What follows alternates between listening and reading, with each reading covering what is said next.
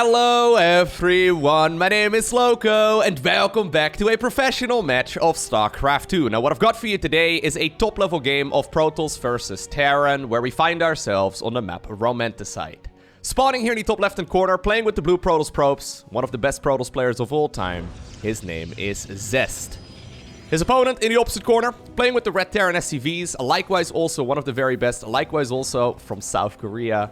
I mean, maybe not one of the best Terran players of all time, but probably the best Terran player of all time. We're looking at Maru's main command center. Alrighty, so this particular game on Romanticide was played a couple of days ago during DreamHack Summer. Now, from what I've heard, this is a ridiculous game of StarCraft. I'm really excited to find out exactly what ended up going down here, because a bunch of you reached out and a few mentioned that this is the best game of PvT you've ever seen. So, I don't know, man, I'm excited. I've been casting some absolute bangers over the last couple of weeks. So for a while, there was like a little bit of like a replay drought, right? In the sense that I didn't really have a whole lot of top level games to cast, because both TSL and DreamHack were going on around the same time. And neither of those two events released their replay packs until they wrapped up, right? And those events lasted a little while. I didn't really have that many games to cast, and then all of a sudden they essentially both released their replay packs right around the same time. So now I have some absolute bangers of StarCraft that I've been casting. I mean, I casted that really sick game between Zest and Dark a couple of days ago. I'll go ahead and post a link to that one down below in the description of this video. Highly recommend you go ahead and check it out. Maybe after this one, because it was a very good game. I'm always wondering, though, if I'm, like, shooting myself in the foot a little bit by casting, you know, so many great games of StarCraft, because once I once again run out of replays, we're gonna have to go back to, like, quote-unquote ordinary levels of StarCraft 2. No, I'm not really too concerned about it, but I know that some of you may just, maybe some of you have just started watching professional StarCraft, and you're like, oh my god, is this really what the game is always like? Not really, no. A lot of games end pretty early, even at the pro level, but, yeah, it's exciting. So, we did see Maru right there, opening up with a barracks right outside of his main base. This is very much so Maru playing to his image. So the thing is, Maru, of course, very fond and very well known to go for those proxies on the other side of the map. So what Zest saw right there was the lack of barracks inside of the main base and a double gas over here as well. It could have been proxied on the other side, but I think in this particular instance, you shouldn't really be too concerned about it. Stalker meets that Reaper as it tries to jump up towards the high ground, and Zest is gonna go for a robo facility. Alright, so Protoss, of course, after the Cybercore and after the Expo, usually chooses where they want to go from there. It can either be a Twilight Council, a robo facility, or a Stargate. In this particular instance, it's gonna be the robo. This is something that Maru would like to find out, so I think that's probably what this Reaper has been tasked with right now, but if these Stalkers have any say in it, they're gonna try and deny that. Command center coming up on the low ground as well here for the Terran player. He's just going to go for the 1-1-1. So one barracks, one factory, one starport. The absolute gold standard in StarCraft 2 in pretty much all matchups. I mean, there's some variety here and there, but this is just a Terran bread and butter, as they say, right? It's just a really nice, comfortable way of opening up. You can get yourself some good upgrades, deal a little bit of damage. Reaper, by the way, is going to try and get in. That means that Maru will not find out that it's going to be a robo facility first. Does this really matter? Not really. This is a pretty defensive start here for Zest. You can see that he's focusing right now on chrono boosting out a couple of observers. But for Maru, obviously, he would like to know if he needs to, you know, prepare for an imminent attack of the Protoss player. In this particular instance, there's not going to be an Oracle coming up. There's not going to be Blink Stalkers early on either. Both of those builds we see quite a lot in this matchup. This is a relatively safe way of opening. Zest decides to now go into the Robo Bay very early on as well. So he's got some harassment planned, but not for another minute or two. Okay, Widowmine drop comes up. Stalkers, though, ready to intercept it. He's going to have to run the probes. Okay, target fires them down very greedily, by the way. Worked out absolutely brilliantly right there for the blue Protoss player. If I were to try that in my games, pretty sure everything would go to hell very easily. But also this one will be picked up. Very clean defense. Like, StarCraft 2, I've said this many times before, but the skill level in the game is still going up, and this is a perfect example. People used to take, like, 20 probes worth of damage back in the early days of StarCraft, when the Widowmine was first introduced, but Zest just, like, minimized the amount of time that the workers had to run. He just used the workers for a little bit of target firing, killed 3 of those Widowmines, no problemo whatsoever, and everything is clean and A-okay, right? If he would have killed a bunch of workers, Maru could just go for a timing attack and go win, right? That's kind of the gist of StarCraft 2 in general. If you deal damage to your opponent early on, it's very difficult for them to defend follow-up pushes, just because if you lose a whole bunch of eco, your opponent's army is going to keep growing at a much faster rate. It's small moves like that that make all the difference, and I think why we've been, you know, having such awesome games of StarCraft recently. Like, the skill level is still climbing, and yeah, it's really exciting. Anyways, Raven now moving across. Already, though, Observer parked in the right direction, the right spot. Stalkers are already patrolling around over here as well, so they're ready to intercept any auto turrets. That Robo Bay is being used right here for the Colossus opener, so he's gonna go for the extended thermal lens upgrade right there as well. Observers should spot this right now. There we go. You see what I mean? Like, this is what high-level Protoss looks like. It's very easy to look at this and be like, yeah, that's what you're supposed to do. Right? But when you're actually in a game and you try to execute this, it's so easy to just park all of your units over here, or, you know, just put them in the wrong spot at the wrong time. Okay, he's going to be able to now drop the auto turret, so that's something. Good pull right there as well, though. Second auto turret goes down. Will he kill any workers? Okay, one worker goes down. One worker goes down. One worker goes down! Huh. Not bad. Another Raven, though, already moving across. Obviously, you want to keep those Ravens alive, right? So Ravens, they have a couple of very useful skills, especially against these Robo Bay openers. So they have a skill called, well, the auto turret, right? Which you may have already noticed. He's trying to pop it down. Deals a bunch of damage. Secondly, they have a skill called Interference Matrix, which temporarily disables units. Now, the way that Zest is opening up here focuses him a lot on these Colossi, right? And basically, if you use an Interference Matrix on the Colossus, which is one of the big damage dealers over here, it's basically not going to fight for like 10 seconds, which is huge. So it's going to make follow-up defense much easier. And then lastly, it's also got the the anti-armor missile, which we will probably see come into play as well a little bit later on into the game, which basically temporarily reduces the amount of armor that a unit has. Although you got to be careful with it, because sometimes, for example, we see like the anti-armor missile targeted on a bunch of zealots that are charging at the Terran army. And then, you know, since it deals area of effect damage also to your friendly units, if the zealot charges on top of your own marines, all of a sudden your marines will get killed really easily. So you gotta be a bit careful. Anyways, we are on Romanticide. So Romanticide is probably the most macro-focused map in the current map pool of StarCraft 2. The thing is, how do you break this, right? So most maps have a relatively accessible third base. Zest is not going to be able to push into this. Like, it's just not going to happen. He can either go on this ramp over here, but there's so many siege tanks available, it's going to be super hard to break.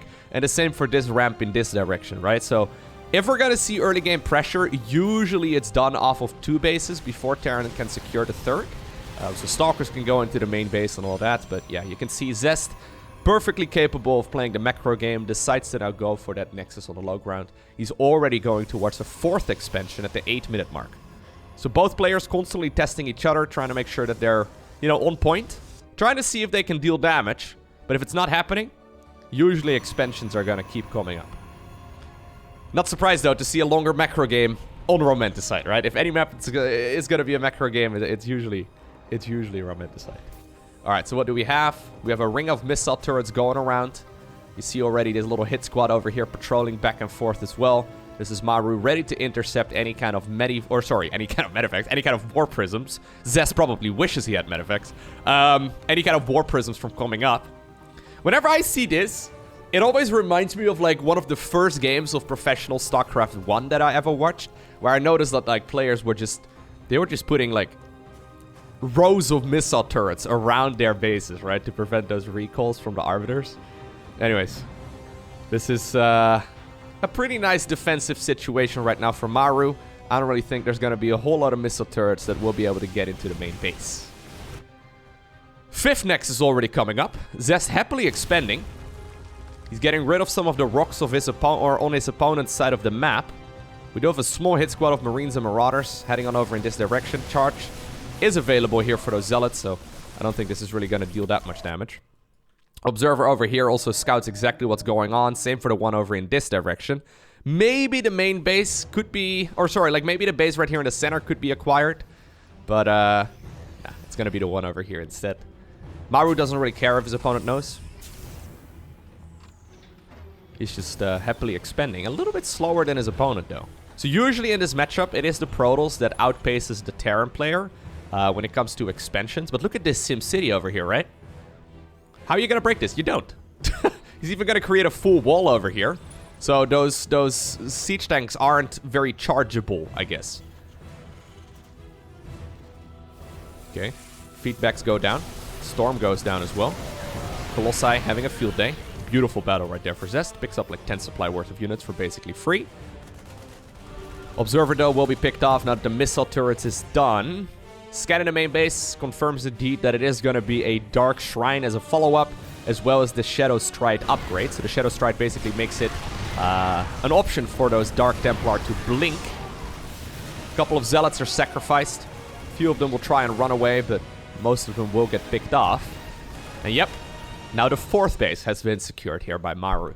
So obviously, Terran players, they expend a little bit slower in this matchup, but what you gotta keep in mind is that they have those beautiful yellow mining machines, although I don't actually see any at this point. I guess he's saving up after seeing those Dark Templar. Either way, usually the mules kind of like even up the amount of income, right? So you can see right now, Maru's got a couple more workers, and even though there's technically an extra base here for Zest, it's not like he's got a huge economical advantage. Alright, so now that the Terran player is spread a little bit more thinly, with like, oh, there you go. The Dark Templar are apparently trying to engage this expansion over here.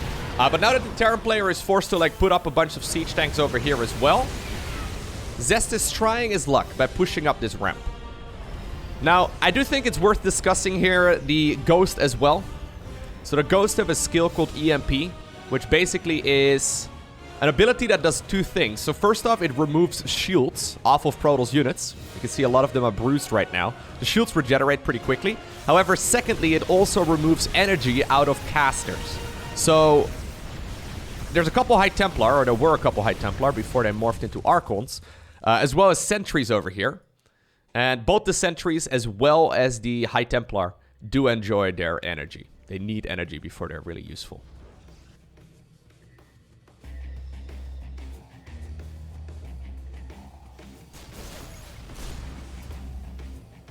Double planetary here at the 6 o'clock for Maru.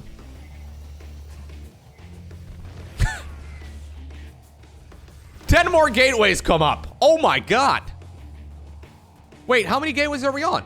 We're already at 14? He's gonna go 24 gateways? Huh? That's too many, dude. I guess by seeing the double planetary over here, Maru is sending a signal as well that he is not planning on letting this game end anytime soon. Ridiculous. That is so many gateways. Well, I guess one of them gets sniped. There will be a couple that are unpowered as well, but I don't think he really cares that much. Base at the 12 o'clock acquired? Okay. So there's 8 wrecks here for Maru, which is the standard, right? Maybe he's gonna add on a couple more going forward, but 8 usually is what you go for. High Templar available. Is it fast enough? It is fast enough. These are just little hit squads, though. This is Maru opening up supply right now to make a switch from Marauders and Marines to more Marauders and Marines, but also Liberators and a couple of Ghosts. So both players are just happily expanding and macroing up. I think I prefer this position right now for Zest. Zest has got a lot of tech. He's got a lot of upgrades. He's got a lot of bases. But it's not like Maru here is in a tough position, right? It's just that Maru's unbreakable here. So he's already up to 10 Ghosts. That's as many Ghosts as Marines. He's happily turtling up. And this is not really something you can break. Like, there's no way that Maru is going to be broken here very easily. This position over here is nuts. There's even a couple of backup turrets. Like, there's a backup turret for the backup turret to make sure that there's always detection here available as well against Dark Templar. Tactical Nuke being researched. Disruptor now also added into the mix.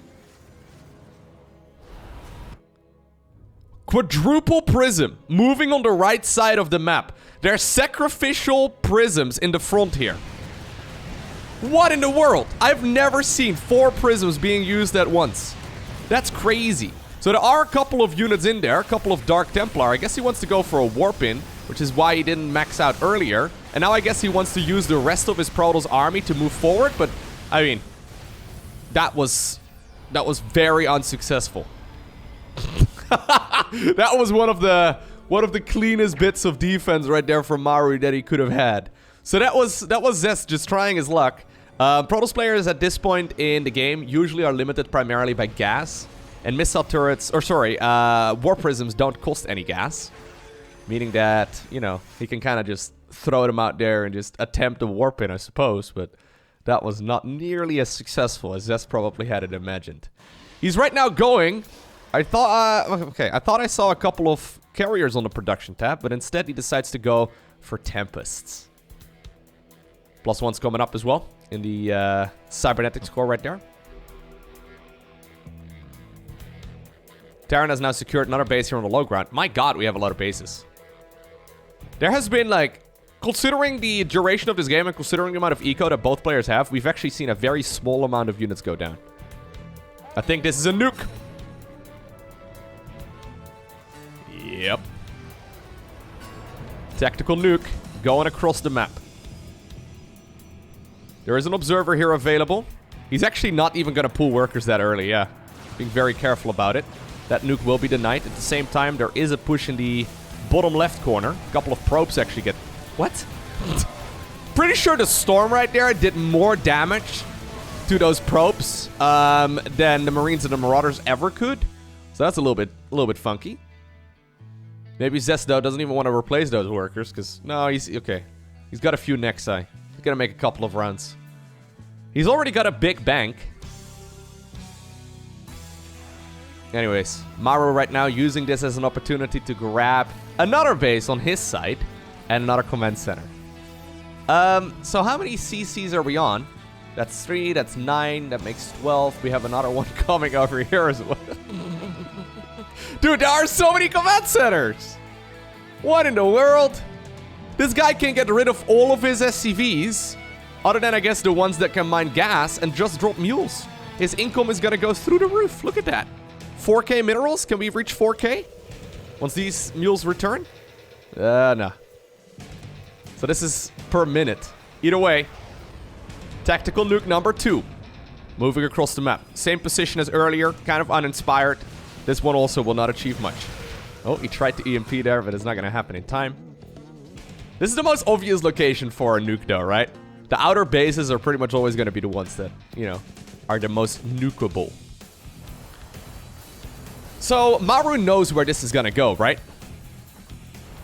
All the roads, eventually, if the game lasts long enough, they pretty much always lead to Skytos. Maru is very focused right now on an anti-ground army, although he's already mixed in 17 Vikings. So notice here, right?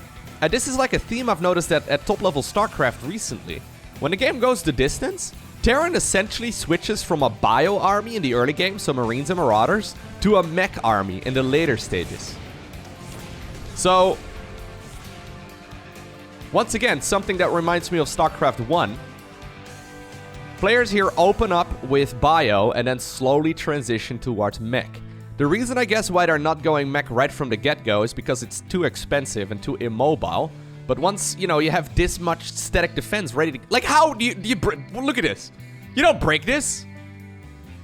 Look at this. This is like a Zerg player going spore crawlers. The Mama ship is coming up as well. More carriers are coming up. Double cybernetics core upgrades. So there's a huge amount of respect here in this game, right? You can tell. If Zest would have thought that he could break his opponents early, he would have tried it. And the same here for Maru. Look at this! What in the world? This is what he's gonna use all of his SCVs for? Disruptors do outrange this, though. Yep.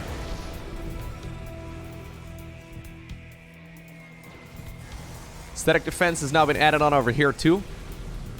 Both players have huge armies. Another tactical nuke. Apparently ready to clear out those rocks. That's a very ambitious nuke, dude. I don't know what that one was supposed to do.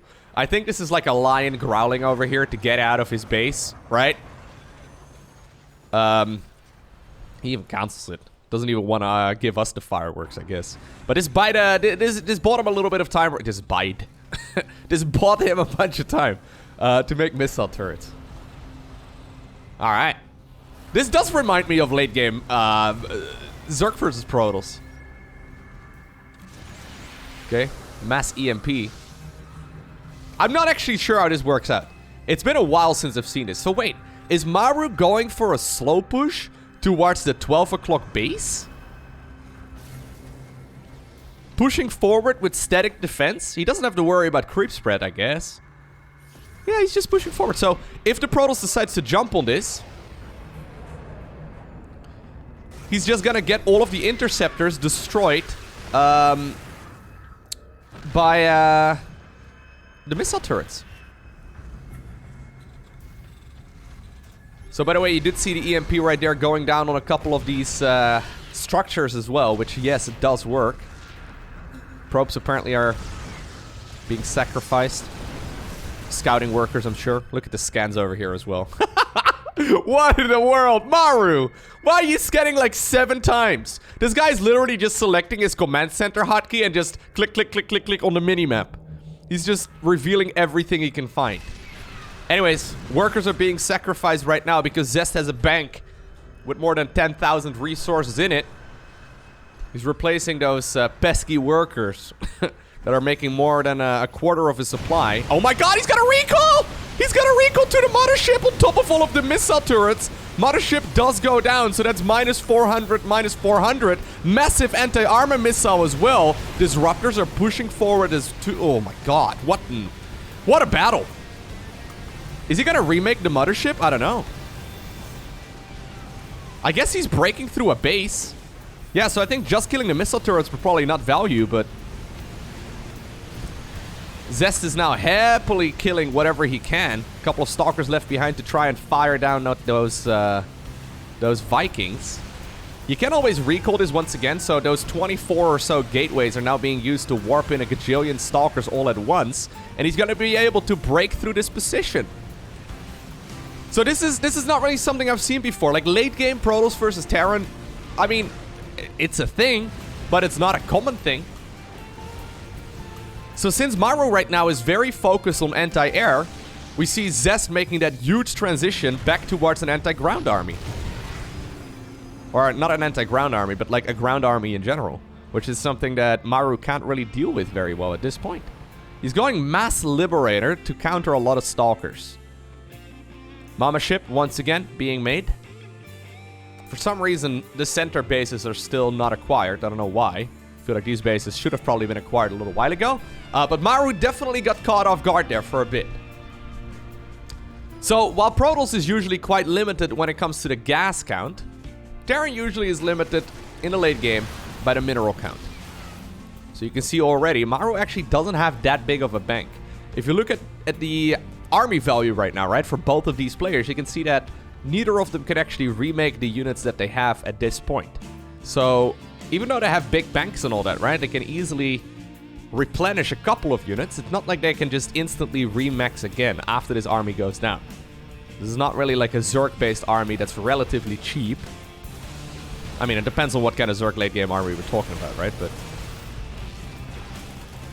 anyways, a couple of Stalkers right there distracting the Protoss army. Opening up the front door right here. Zest is trying to see if he can break through this. That is so many Liberators. Oh my god. Did we just go from like a Marine Marauder army into a mech army into a Sky Terran army? Is that what we're seeing right now? Is this the ultimate transition? Did he just drop like 12 mules just to repair a command center back up? All of those things, yes. If this is the case though, I would love to see battle cruisers as well, but maybe that's just me getting greedy. Is he gonna blink underneath? There's no way he can. Nah, there's no way. This nuke may very well end up going down, though. It's a very valuable nuke as well. A tactical nuke is 100 minerals, 100 gas. This is a lot more expensive right here for the Protoss player. Alright. An eye for an eye.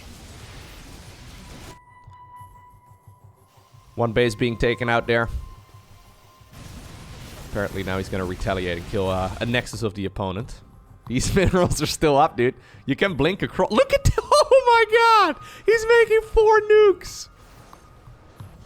He's making 4 nukes at once. In a Protoss versus Terran. I'm surprised that these center bases are still not acquired. Like, why are they... Are they too easy to harass? I'm not sure. Mama ship, once again, mass recall on top of the planetary. That base gets... Oh my god. That base was killed in a split second. I love that ability, man. The offensive recall is so cool. And yet, like, it's been in the game for years, and we're only just recently starting to see use of it. As a matter of fact, I've only really ever seen Zest make use of it, I guess. This is not an army... Okay, that was not good at all for Zest. I don't really know exactly what he was thinking there. Yeah, he just lost like 50 supply worth of Protoss units there in like half a second. I guess he can warp it in again, but that was not an army you can just easily, you know. Oh, he's making 6 carriers at once. This guy is going 6 Stargate, quadruple nuke, 24 gateways. What was it? 15 battle or 15 command centers or something? Jeez. I love this as well. Going disruptors with the carriers. So, Ghost obviously EMP. I mean, it's great against spellcasters, but disruptors are not spellcasters. Their ability is purely limited by cooldown. Slowly but surely, though, it feels like this game is crawling in a Maru advantage, right? Or to a Maru advantage, rather. He's once again scanning everything. Look at this! Look at the mini-map! This guy has got, like, he's making a freaking drawing on the mini-map. Like, this guy is drawing a penis on the mini-map with scans. Okay, maybe not quite, but it's what I would do if I had this many orbitals. He's got 12 orbitals. He's just flexing. They're pretty much all without energy right now, though. I guess they'll be at 200 energy again before too long. Alright, so. Attempt number 74 on the top right base. Void Ray is now added into the mix as well. Okay. We have a lot of Liberators. Not a whole lot of ground units anymore, though. We're at 12 carriers here. Okay, that base will be cancelled, by the way. So Maru has now finally taken his entire side of the map. If we draw like a line from like right over here on the minimap to right over there, he's taken everything to the right. Zest, however, is mining far less. While Zest had a huge army and a huge bank earlier, I mean, he's still got the huge army, but the bank is mostly gone.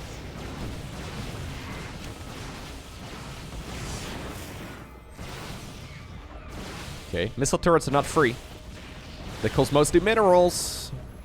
Okay, recoil being utilized there. Where's he going? Where'd he go? Oh.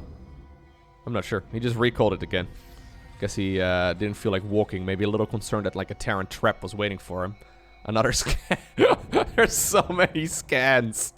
Zest is, you know, pretending that the floor is lava. The floor is scans, basically, right? Look at him. Look at him dodging all of the scans. He doesn't want to stand in the circle that's indicated right there. We have Maru right now hunting for the Protoss army. He doesn't know where it's at. Oh my god! What? Was that like 5 nukes being utilized all at once? Anyways, in the meantime, on the other side of the map, we do now have that planetary fortress going down, but let's have a look at what this looks like. What? Okay. I mean, Zest just killed it using interceptor ships, dude. It's easier. They're basically free.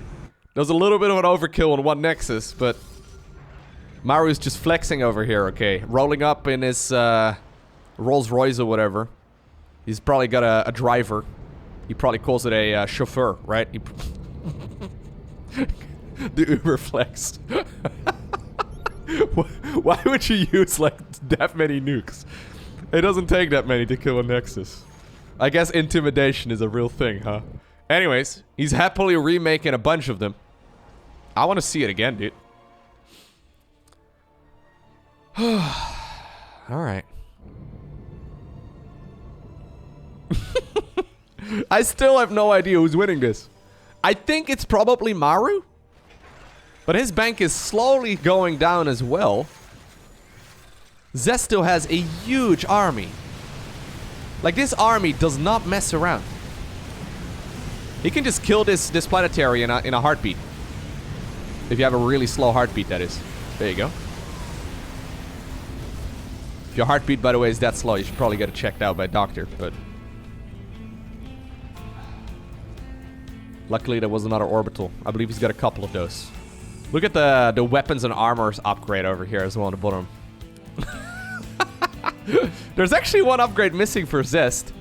He's getting it right now. It's kind of pretty, man. We don't usually see all of the upgrades maxed out. We're going to see it in about a minute.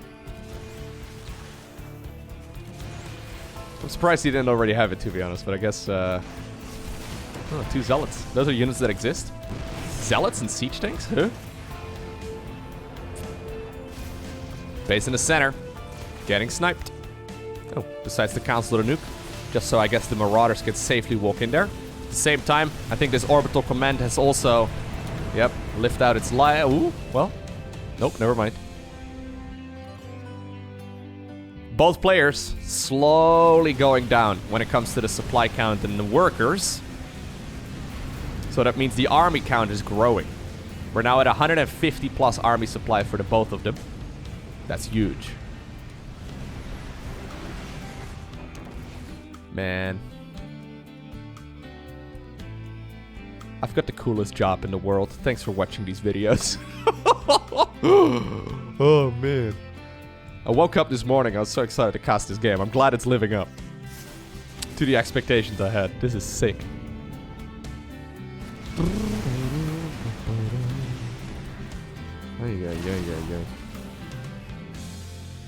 Alright.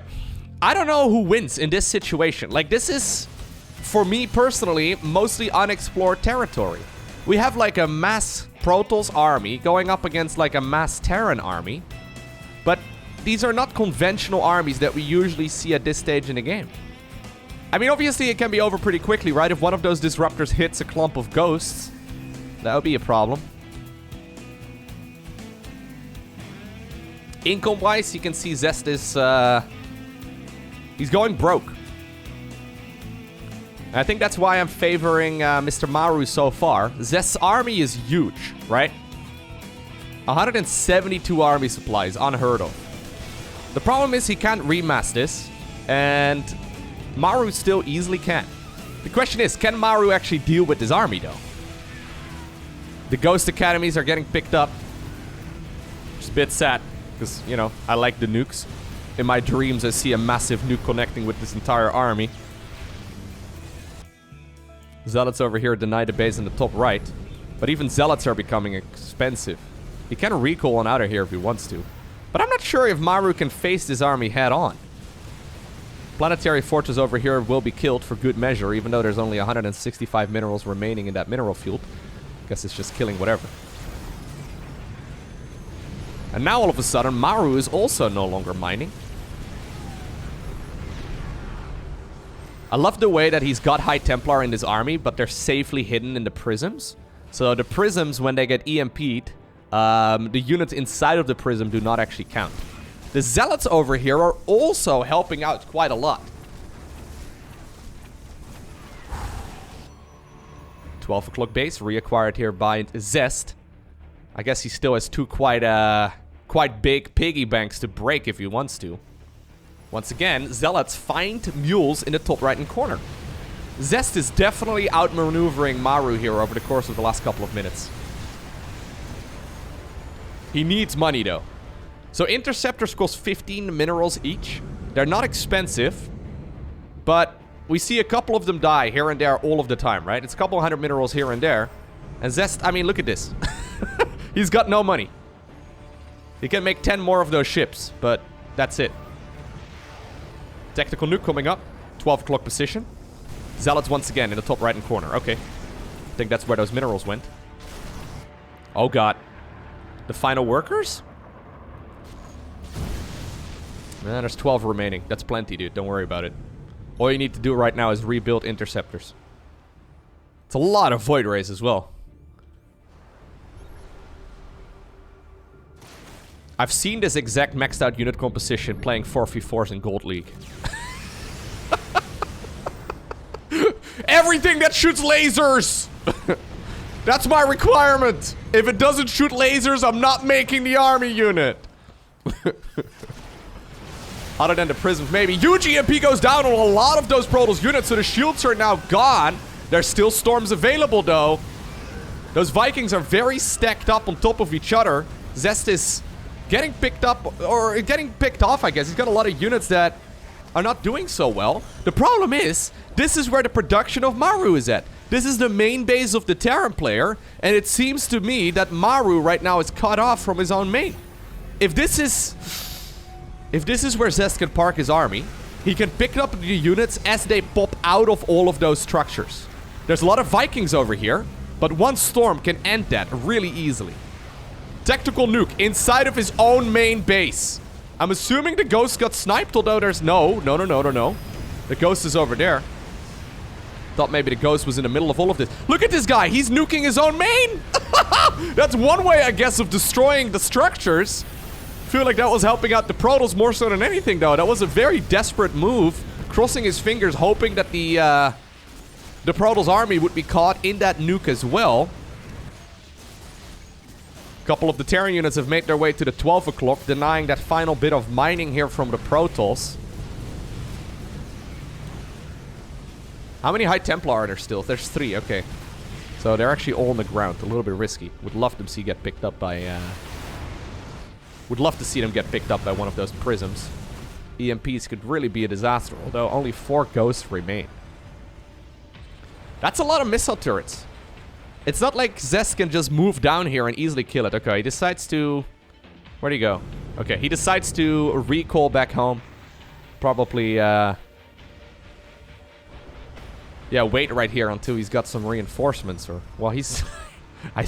I say that, but there are no reinforcements. He's got no money to make reinforcements. I think this is when you use the all army hotkey, though, dude. I think you want to keep all of the units in one big ball right now. Zest started up a new nexus. It's in the bottom left-hand corner. I guess with the way that he's been destroying the Terran bases, this is not really a location where Maru will likely check. Tempest would be really nice. Although I guess there's so many Vikings here available that the Tempest can just get popped out of the sky very easily too. All right, so Maru still has money, so he's remaking a couple of his production structures right now, making everything again in the top right-hand corner of the map. It's a lot of missile turrets, man. Yeah, these planetaries are also set up in pretty good positions, making it hard for just a couple of zealots to run up here and just, you know, destroy the missile turrets. Still think he's gonna try, though. Alright. Ghost is gonna try and make its way towards the bottom left-hand corner. I like this. Sending an entire army would be nice. But sending one of these stealth assassins will probably do the same job without costing so much army supply. Oh, he's not even gonna... Okay, I thought he was gonna nuke. Oh, I guess he has no... He's got no ghost academies. Oh, no, he does. He does. I don't know if there's we can have a look. No, there's no nuke available right now for the Terran player, but... One stealth assassin cloaked and ready to go can still kill 6 probes just like that. Zest only has 10 workers remaining. No mining, by the way, for the blue Protoss player here. So every interceptor ship right now counts. I mean, he can make 1.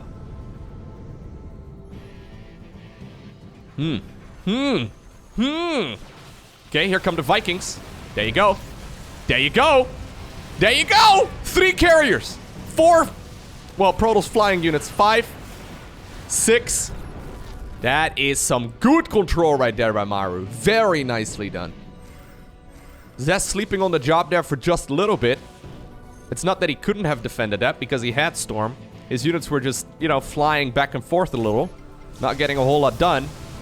He came to the wrong neighborhood for a little bit, and that's all of a sudden, a couple of those capital ships gone. Apparently that's now making Maru quite a bit more confident as well to move on over in this direction. Liberators are gonna start up their slow siege towards the bottom left-hand corner. Man, if you were to tune in right now and you skip the entire early game, you probably assume that this game started with one player in the top right and the other one in the bottom left.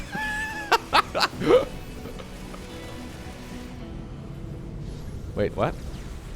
I guess he's just leashing the interceptors right now? Not 100% sure. Either way, this is the battle, right? And I'm looking at the supply counts right now, even with these huge storms coming down. Actually, hold up. Those storms are massive. I'm pretty sure this is going to be a Terran win, but it's almost like Maru tried to give up his army right there at the end with the amount of time that he spent in those psionic storms. Woo, what a game. Okay, so it is going to be Maru who will obtain the victory there in the end, but not without losing a huge amount of units. I hope you enjoyed watching today's video. If you did, hit that like button down below. Today, I want to give a special shout out to the Patreon supporters. Thank you very much for your generosity and supporting me directly. I appreciate you. But for now, thanks for watching. Have an awesome day. Don't forget to smile. And I'll see you once again in the next one.